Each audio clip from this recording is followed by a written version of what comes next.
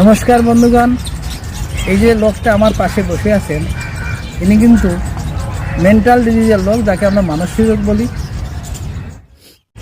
ইনি নিজেকে দেখেন যে চুপচাপ বসে আছেন, তার ঘর থেকে তার পরিবারের সবার থেকে কিন্তু আলাদা করে নিয়েছেন। তিনি কোনো কাজও করেন, আলাদা করে নিয়েছেন নিজেকে। এইভাবেই চুপচাপ সবসময় থাকে, মাথা নিচু করে।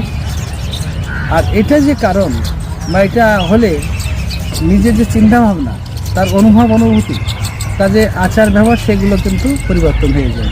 সেই লোকটা পুরো আলাদা হয়ে যায় কিন্তু আগের থেকে।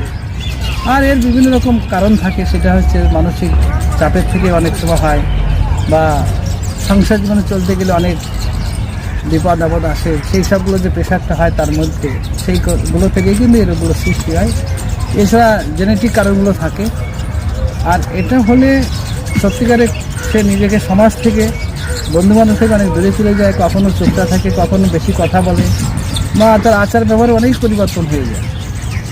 সেই লোকটা কিন্তু আগের মতো না থাকে না, সবার থেকে কিন্তু আলাদা হয়ে যায়। এই যে সমস্যাগুলো হয়, একে আমরা কী করে ঠিক করতে পারি? একে ঠিক করতে গেলে যে লেটুসটা থাকে, সেই লেটুসের জুসটা 1 কাপ আর সঙ্গে আমলার জুস 1 চামচ মিলিয়ে সকালে একবার খালি পেট নিতে হবে। যদি কিছুদিনের মধ্যে এই রোগগুলো ঠিক হয়ে যাবে। আজ এতটাই, নমস্কার।